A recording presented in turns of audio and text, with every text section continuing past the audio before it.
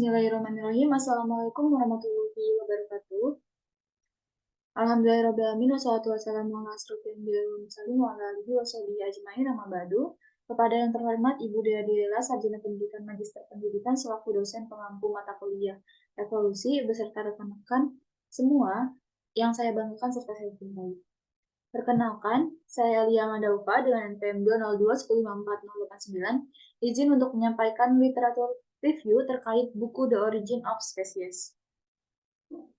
Mungkin di sini saya akan menyampaikan 5 bab. Untuk bab pertama itu terdapat variasi di bawah domestikasi. Untuk bab kedua terkait variasi di bawah alam. Bab ketiga terkait perjuangan untuk eksistensi. Bab kelima terkait seleksi alam dan bab keempat terkait seleksi alam dan bab kelima terkait hukum variasi.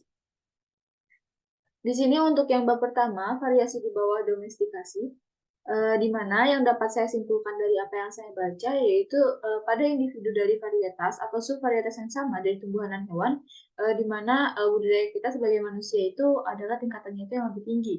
Jadi ketika kita merenungkan bahwa keanekaragaman tumbuhan dan hewan itu telah dibudidayakan dan telah bervariasi selama segala usia di bawah iklim dan perlakuan yang berbeda pula.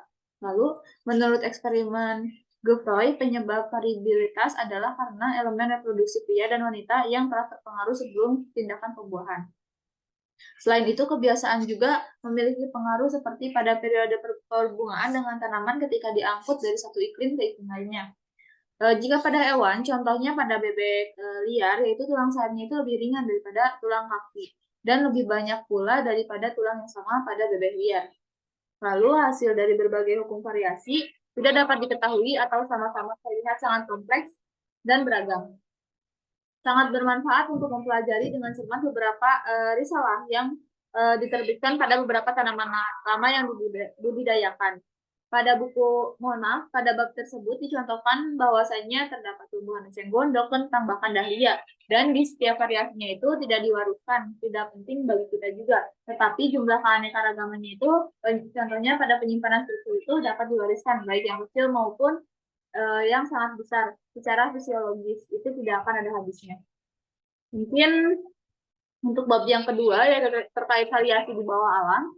Pada bab 2 ini dapat saya simpulkan bahwasannya di sini logbook telah menunjukkan tingkat variabilitas pada saraf utama di kosus yang hampir dapat dibandingkan dengan percabangan batang pohon yang tidak teratur.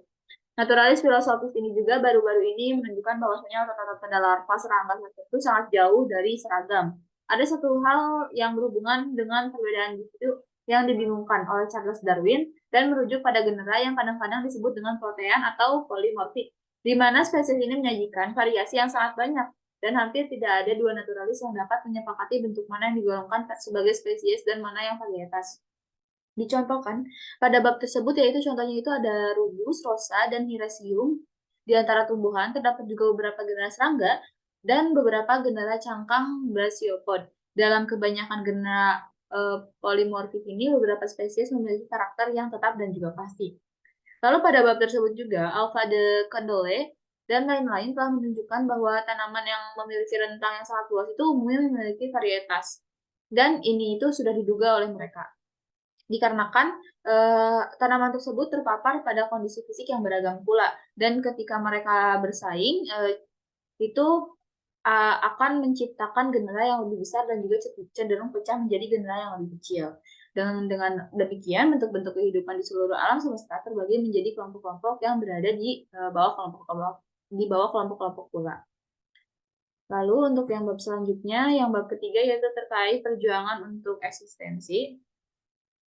Pada bab 3 ini dapat saya simpulkan bahwasannya dalam memandang alam itu sangat penting untuk selalu mengingat pertimbangan sebelumnya. Jangan pernah lupa bahwa setiap makhluk organik di sekitar kita itu dapat dikatakan berusaha sekuat tenaga untuk bertambah jumlahnya, dan bahwa masing-masing hidup dengan perjuangan suatu masa dalam hidupnya. Mungkin setiap suatu individu yang hidup, baik itu hewan dan juga tumbuhan, itu memiliki perjuangan masing-masing dalam progres hidup mereka. Jadi terdapat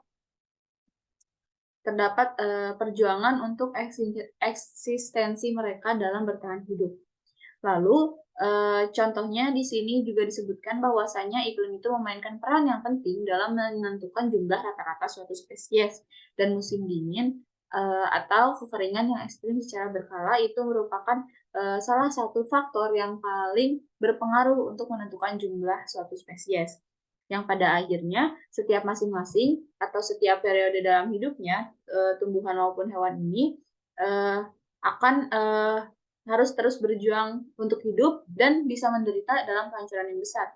Ketika kita merenungkan perjuangan terkait hal ini, kita juga bisa berkeyakinan penuh bahwasanya memang perang alam ini tidak akan ada hentinya gitu. Bahwasanya tidak perlu ada rasa takut yang harus dirasakan juga, dan bahwasanya kematian itu umumnya memang cepat, kuat, sehat, dan bahagia akan bertahan dengan cara baik, dan itu dapat dicontohkan pada saat berkembang biak. Lalu untuk yang bab keempat terkait seleksi alam. Pada bab keempat ini dapat saya simpulkan bahwasanya pelestarian variasi yang menguntungkan dan penolakan variasi yang merugikan itu disebut dengan seleksi alam. Variasi yang tidak bermanfaat maupun merugikan tidak akan terpengaruh oleh seleksi alam dan akan dibiarkan sebagai unsur yang berfluktuasi. Dan kemungkinan arah seleksi alam ini dengan mengambil suatu kasus dalam suatu negara jika mengalami perubahan fisik, misalnya pada iklim. Jumlah proporsional penghuninya itu dapat mengalami perubahan, dan beberapa spesies juga mungkin punah karena manusia dapat menghasilkan dan tentu saja telah menghasilkan hasil yang luar biasa melalui seleksi alam dengan metodis dan tidak sadar. Manusia juga sebenarnya hanya dapat bertindak berdasarkan karakter eksternal dan terlihat. Alam tidak akan mempedulikan penampilan kecuali sejauh mana mereka berguna bagi makhluk hidup. Seleksi alam ini akan selalu bertindak sangat lama dan itu diakui oleh Charles Darwin. Tindakannya itu bergantung pada keberadaan tempat-tempat dalam pemerintah alam yang dapat ditempati dengan lebih baik oleh beberapa penghuninya. Keberadaan tempat-tempat seperti itu seringkali bergantung pada perubahan fisik yang umumnya sangat lambat, dan pada imigrasi bentuk-bentuk adaptasi yang lebih baik telah diperiksa. Tetapi aksi seleksi alam mungkin masih akan lebih sering bergantung pada beberapa penghuni yang perlahan-lahan termodifikasi. Seperti itu. Lalu untuk yang terakhir yaitu terkait bab 5, yaitu hukum variasi, di mana dapat saya simpulkan bahwasanya pada bab 5 ini telah dicantumkan fakta varietas dari suatu spesies itu ketika mereka menyebar dalam satu zona habitat spesies lain dan seringkali memperoleh sedikit sekali ciri-ciri dari spesies tersebut. Sesuai dengan pandangan kita bahwasanya memang setiap spesies dari semua jenis itu hanya ditandai dengan baik dan varietas permanen. Dengan demikian, spesies contohnya ya, kerang yang terbatas pada laut tropis dan dangkal umum itu cenderung warnanya itu lebih cerah daripada yang terbatas pada laut yang dingin dan lebih gelap.